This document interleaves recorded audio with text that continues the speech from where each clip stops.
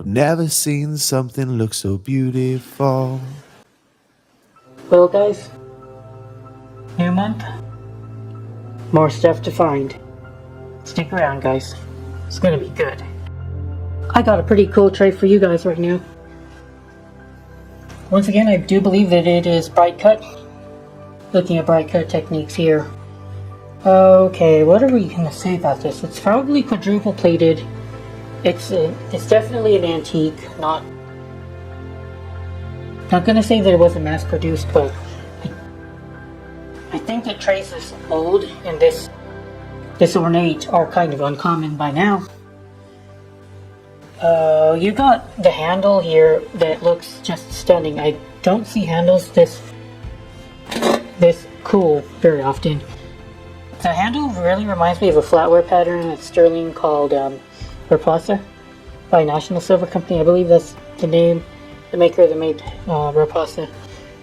The corners here are kind of interesting that they decided to go with this decision here instead of just finishing off this floral and leaf motif they have around. They decided to put the corner like this a little bit more plain. Don't know why they decided to do that. I'm sure there was a reason. But that same kind of chasing is on the inside of the tray here. The inside has much less decoration. We do have a monogram here. It was owned by somebody named AES. Well, what can I say about this? I have no idea, guys. We are looking at Barbour here. Barbour makes another appearance. Barbour is a well-respected and prolific manufacturer of quadruple plated and antique silver plate. You've seen Barbour on my store, man, plenty of times. You've seen Barbour on my channel plenty of times. It is definitely marked quadruple. All I have is a 20 right here. The marking is 20. And then 215, I guess that's the pattern number. Too bad that we can't see the teapot or tea set that this would have went with. I might be able to find it online, I don't know. There's like a 50-50 chance that still exists online right now. Don't know. So if we might be able to look up Barbour 215 or 216, numbers near there. Nope. No, I don't seem to be finding any pieces with similar pattern that could have matched this teapot. There's bits and pieces everywhere.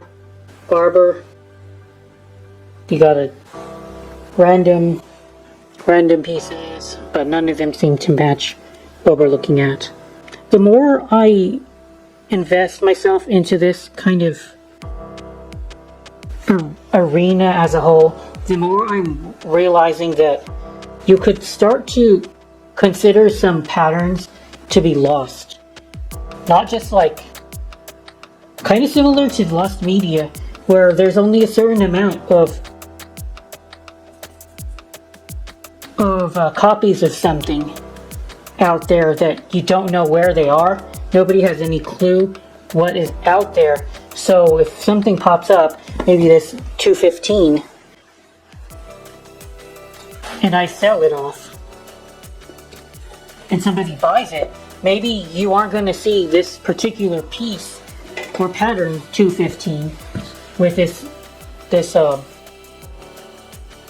cut pattern here and the same repousse looking handle. You might not see that again for years or even decades until something similar hits the market. And that doesn't mean that it's like priceless, because as a whole, these plating companies made an enormous amount of material and items, but that particular one piece or that one pattern, that one style, that as it in itself, that might be incredibly rare.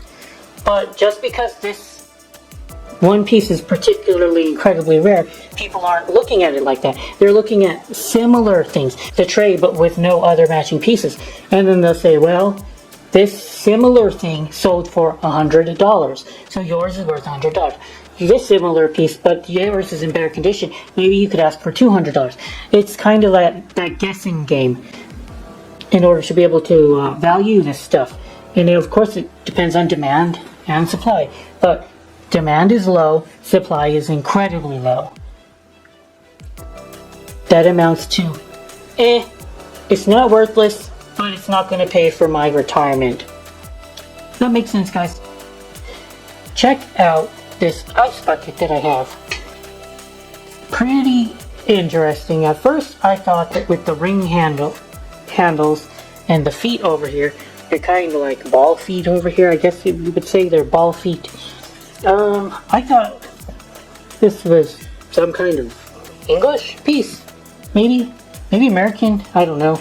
I was a little puzzled by this, but we do have a marking here. It's a very, very generic looking eagle marking right here. I didn't quite know what to make of this, and luckily the poster Bartholomew at Silver Forums, I think it's Silver Collector Forums. Well, he got back to me with the right identification. Let's go take a look at the forum here for a second. You've got really weird stuff that's going on in an ice bucket. You don't usually see this kind of thing here. It reminded me more of modernist designs, experimental stuff, and you guys won't believe when it was made. Actually, it's not modernist or anything like that. This is not like 1990s or anywhere close to that. This factory went out of business in, I think, the late 1930s. Let's see the name really quickly, because I forgot already, because it's kind of hard to pronounce. Kallmeyer and Harez. I can't even pronounce that. Kallmeyer and Harez. Gotha, Germany. I never knew about Gotha until today. But Gotha was a city, but Gotha was known for a lot of industry. So it looks like they made a lot of planes in Gotha for the World Wars. Definitely made a lot of World War stuff in Gotha. The Saxe-Gotha Industrial Park. Okay, so basically this area of Germany was industrial. They were in business from 1887 to 1939. So, what do I think of it? I don't know. Is it valuable? Is it not valuable? It's in good shape. I just don't know how to price this kind of thing in the American market. This is one of those items where you can ask for a lot because it's rare. There's not a lot of supply for something like this, but demand might be low too, so you want to be able to ask for a price to where you're going to make good profit when you finally find the buyer who's interested. Because the buyer who's interested in something like this, he'll be well-to-do, and he'll have plenty of money to be able to spend on something like this. Just depends on how much he wants it. And it's such a niche product, and it's beautiful. But there are affluent buyers out for something like this. I don't know how long it will take to sell, but I'm asking for $250 even. Okay, these guys are asking for 342 euros for that one. Okay. I don't know if he'll ever get that, and he considers this to be nouveau. Is mine closer to deco? I don't know. Really hard to know what to do with this. But it's definitely charming in its own way.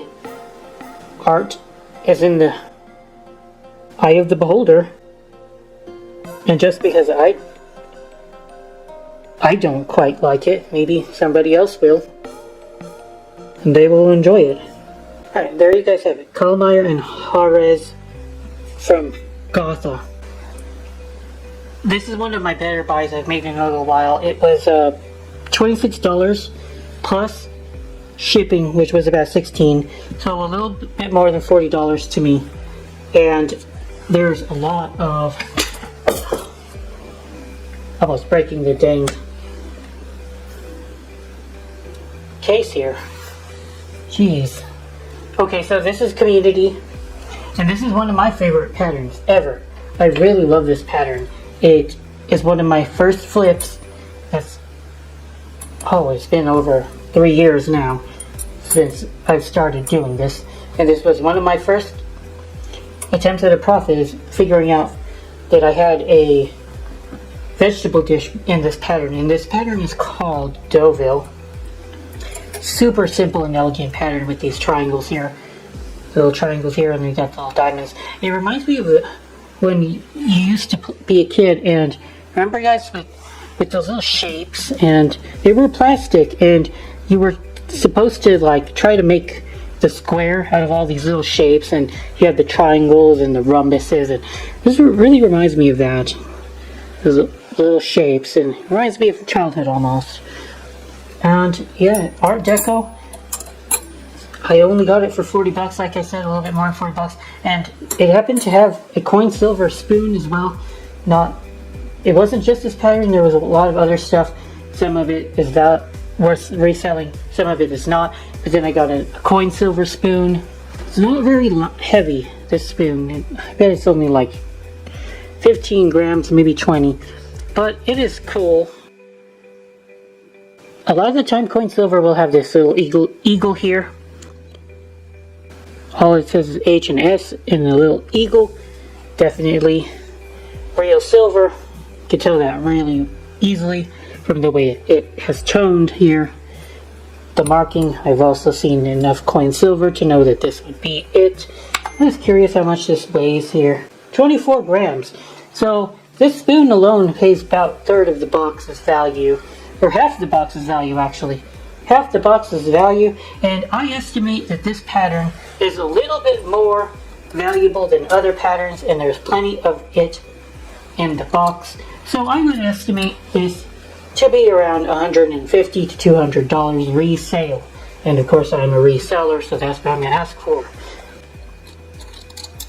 And that would price the Oneida Community Deauville at about $3 a piece if you're asking for a lot of it.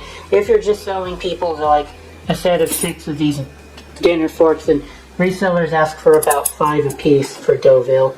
I'm not going to do that. I'm just going to ask for the $3 a piece and be happy with that. I think it's a great price point for something like this. It's a beautiful set.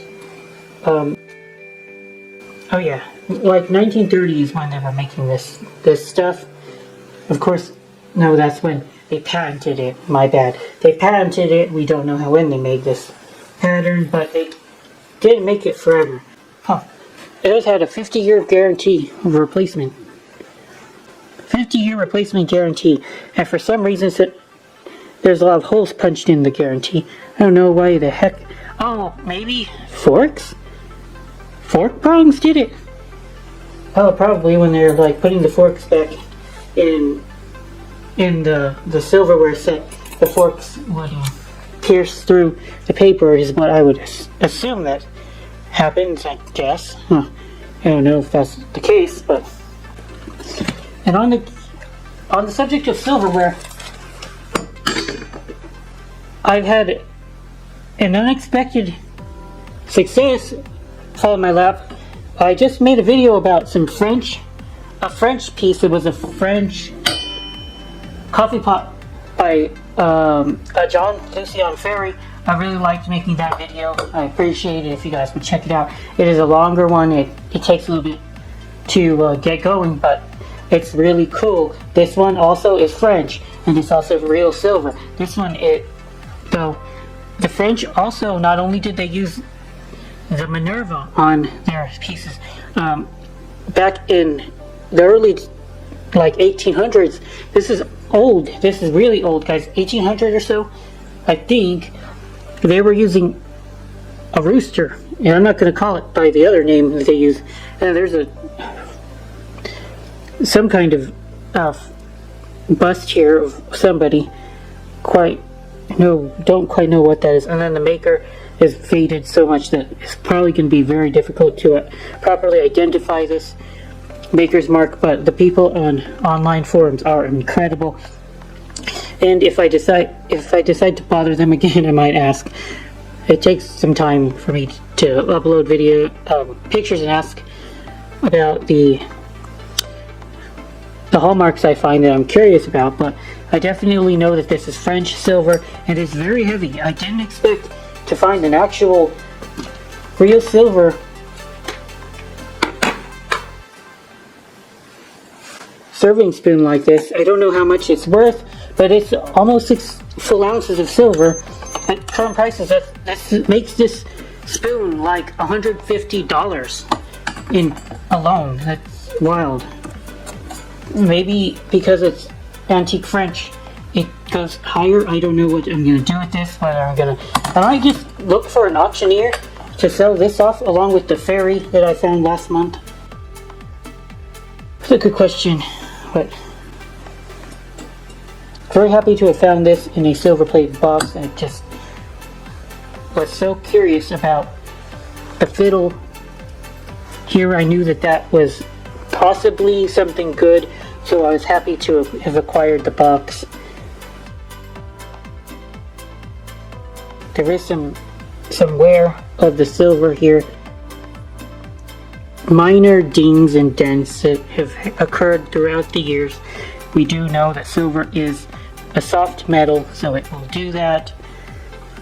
Shoot, even 200-year-old plate will do that, but I don't think there even is 200-year-old plate. This was manufactured before the silver plate industry was even a thing. So there you guys have it. What else do I feel like showing you all? I think this is a fair stopping point for now, guys. I'll show you all some really cool tea sets in the next part of the video series of this month's finds, and I also have a really cool bowl that I found too. Can't wait to talk about that because there is some intrigue there with how it's marked and what it says on it. So stick around, guys. I do appreciate every one of you, and thank you for watching. Good Marks Goods out for now.